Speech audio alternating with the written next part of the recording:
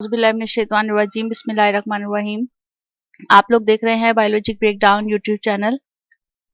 हम अपने लेक्चर्स में क्लास 9 के यूनिट नंबर 3 को स्टडी कर रहे थे। यूनिट नंबर 3 जिसका नेम है the cell. Cell membrane and nucleus of the cell is an aqueous substance called cytoplasm. Cell membrane के दरमियान में और न्यूक्लियस के दरमियान में, यानी सेल के अंदर जो न्यूक्लियस एक पार्ट होता है वहां से लेकर सेल मेम्ब्रेन तक, सेल में कुछ एक्वस लिक्विड टाइप का स्ट्रक्चर, लिक्विड टाइप का सब्सटेंस प्रेजेंट होता है जिसे साइटोप्लाज्म कहा जाता है। It is about 90% of water. इस साइटोप्लाज्म के अंदर तकरीबन 90% जो है वो इसमें पानी मौजूद होता है। Having many dissolved and suspended material, और उसके अंदर बहुत सारे ऐसे डिजॉल्व्ड मटेरियल भी और सस्पेंडेड भी। सस्पेंडेड मीन्स जो कि मौजूद आपको नजर आ रहे होते हैं, और बहुत सारे ऐसे भी होते हैं जो कि डिजॉल्व होते हैं, हल हो गए हुए होते हैं उसके अंदर। ऐसी चीजें, ऐसे मटेरियल जो है वो साइटोप्लाज्म में मौजूद होते हैं। It is the site for many biochemical processes. ये एक ऐसी जगह है जहां पर बहुत सारे बायोकेमिकल प्रोसेसेस जो है वो होते हैं। And it stores food granules and waste materials, और इसके अंदर बहुत सारी चीजें स्टोर होती हैं, जैसे कि फूड ग्रेन्यूल्स की फॉर्म में प्रेजेंट होता है और वेस्ट मटेरियल जो है वो मौजूद होते हैं। It is home for a variety of cell organelles which are discussed below. अब मैंने आपको पहले भी बताया कि हमने इसमें पढ़ना है कि साइटोप्लाज्म के अंदर बहुत सारी variety of cell organelles present होते हैं। सेल के मुख्तलिफ ऑर्गेनल्स, छोटे छोटे हिस्से, पार्ट्स जो है वो सेल के इस साइटोप्लाज्म के अंदर मौजूद होते हैं, जिनको हम एक एक करके स्टडी करेंगे। तो पहला जो सेल ऑर्गेनल है उसको जिसको हमने पढ़ना है वो है endoplasmic reticulum. It is a system of membranes present throughout the cytoplasm of eukaryotic cell.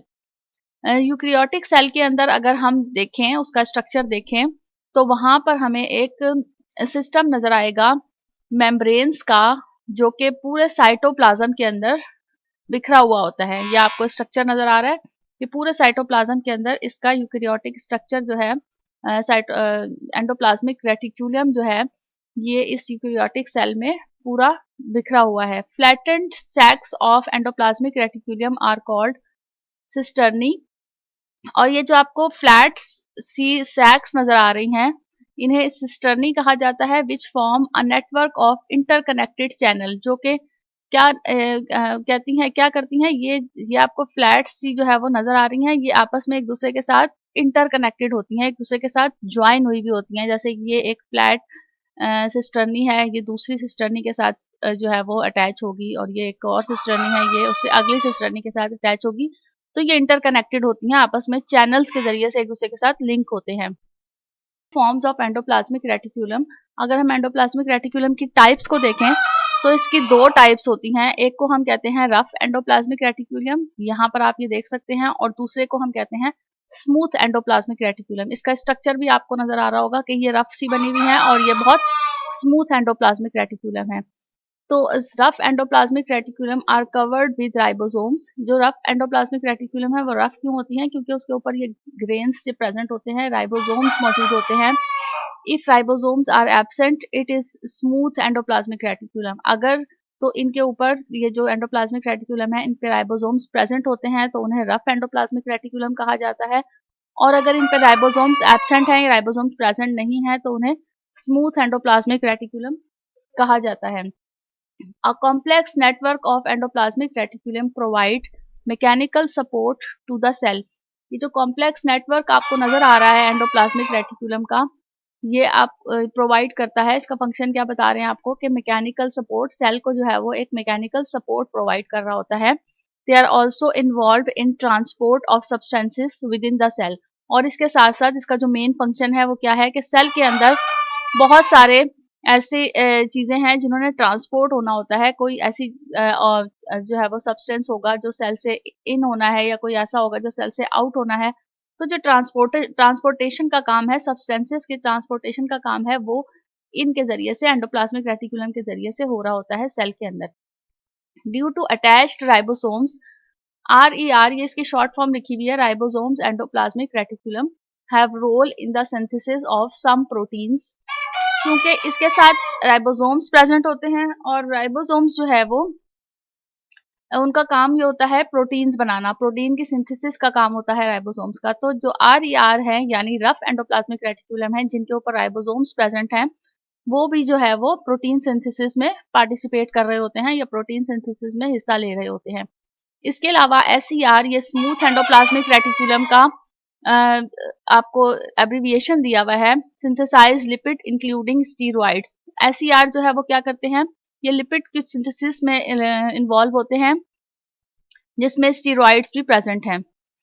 SER also detoxify harmful substances. इसके अलावा SER का जो फंक्शन है यानी स्मूथ एंडोप्लाज्मिक रेटिकुलम है, ये जितने हार्मफुल सब्सटेंसेज होते हैं, जो ऐसे नुकसानदेह चीजें जो कि सेल के अंदर मौजूद हो जाती हैं, उनको डिटॉक्सिफाई करता है, यानी उन्हें जो है वो उनकी टॉक्सिसिटी, उनका जो जहरीलापन है, उनको खत्म कर देता है। In muscle cells SER have important role in contraction process. Muscles में चूंकि कॉन्ट्रैक्शन और रिलैक्सेशन का प्रोसेस हो रहा होता है, तो जो मसल्स के अंदर जो सेल्स प्रेजेंट होते हैं, उनमें SER का फंक्शन क्या है कि वो कॉन्ट्रैक्शन के प्रोसेस को कंट्रोल कर रहे होते हैं या उसमें पार्टिसिपेट कर रहे होते हैं। नेक्स्ट जो ऑर्गेनल है वो है राइबोसोम्स।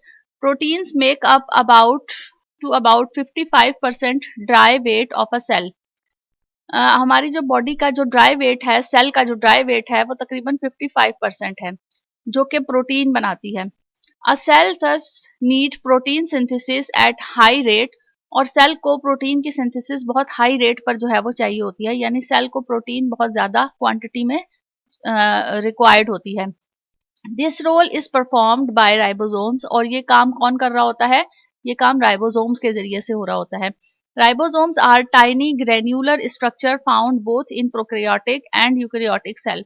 अगर हम राइबोसोम का स्ट्रक्चर देखें तो ये आपको माइक्रोस्कोप में एक बहुत छोटा सा ग्रेन्स की तरह का एक स्ट्रक्चर नजर आएगा, जो कि प्रोकैरियोटिक सेल में भी मौजूद होता है और यूकैरियोटिक सेल में भी होता है। They are not bound by any membrane, इसके इर्द गिर्द कोई मेम्ब्रेन मौजूद नहीं होती है। दे आर कंपोज्ड ऑफ रफली equal amount of proteins and ribosomal RNA, और ये सारे जितने भी राइबोसोम्स होते हैं, ये तकरीबन एक ही अमाउंट में, खास अमाउंट में जो है वो इक्वल अमाउंट में प्रोटीन बनाते हैं, जिसमें राइबोसोमल RNA भी होता है। राइबोसोमल RNA भी जो है वो ये सिंथेसाइज करते हैं। The prokaryotic ribosomes however are smaller in size. A large number of ribosomes are scattered in the cytoplasm. अगर साइज की बात करें तो वहाँ ये आपको ये बता रहे हैं कि प्रोकैरियोट्स में भी और यूकैरियोट्स में भी, दोनों में जो है वो राइबोसोम्स होते हैं, लेकिन डिफरेंस आपको ये बता रहे हैं कि जो प्रोकैरियोटिक राइबोसोम्स होते हैं वो उनका साइज जो है वो थोड़ा सा छोटा होता है, और राइबोसोम्स जो है वो बहुत बड़ी क्वांटिटी में, लार्ज नंबर में साइटोप्लाज्म के अंदर बिखरे हुए होते हैं, स्कैटर्ड फॉर्म में मौजूद होते हैं।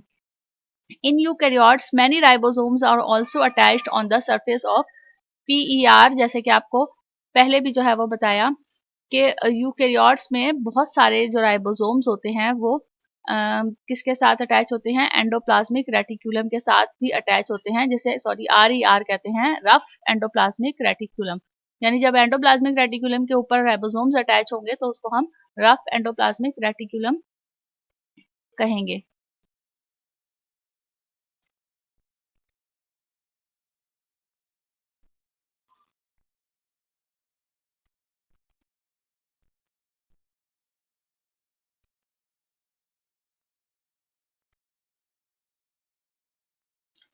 ये आपको इस डायग्राम में स्ट्रक्चर ऑफ राइबोसोम बना हुआ नजर आ रहा होगा, जिसको उन्होंने कहा है सब यूनिट ऑफ राइबोसोम्स। तो ईच राइबोसोम्स कंसिस्ट ऑफ 2 सब यूनिट। एक राइबोसोम्स जो है, अगर हम उसका डीपली इलेक्ट्रॉन माइक्रोस्कोप से अगर हम उसका स्ट्रक्चर चेक करें, तो उसका स्ट्रक्चर जो है वो 2 सब यूनिट पर जो है वो मुश्तमिल होता है। एक सब यूनिट स्मॉल होता है, जैसे कि आपको ये नजर आ रहा है, और दूसरा सब यूनिट जो है वो लार्जर होता है, लार्ज सब यूनिट होता है। These two subunits join when ribosomes has to perform its function. और जब राइबोसोम ने अपना फंक्शन परफॉर्म करना होता है, जो कि उसका क्या फंक्शन है कि उसने प्रोटीन की सिंथेसिस करनी है, तो ये दोनों सब यूनिट्स जो है वो आपस में ज्वाइन हो जाते हैं। फिर आपको इस डायग्राम में यहाँ पर उसका फंक्शन होता हुआ नजर आ रहा होगा, जिसमें वो आपको दिखा रहे हैं कि ये लार्जर सब यूनिट है और ये स्मॉलर सब यूनिट है। ये जब आपस में ज्वाइन होते हैं तो मैसेंजर RNA जो है वो, राइबोसोम्स उसको मैसेंजर RNA को रीड करते हैं, और उसमें जो भी मैसेज लिखा हुआ होता है कि किस किस्म की प्रोटीन जो है वो सिंथेसाइज होनी है, ये किस किस्म का अमाइनो एसिड सिंथेसाइज होना है, वो बनने लग जाता है। और उसके बाद वो अमाइनो एसिड्स आपस में ज्वाइन होकर प्रोटीन बना लेते हैं और फिर वो जो है वो प्रोटीन के तौर पर काम करता है सेल के लिए। तो ये फंक्शन जो है वो राइबोसोम का आपको डायग्रामेटिकली दिखाया गया है। आपको ये डायग्राम पेपर में आ सकती है, इसको लेबल करने के लिए भी पेपर में जो है वो पूछा जा सकता है।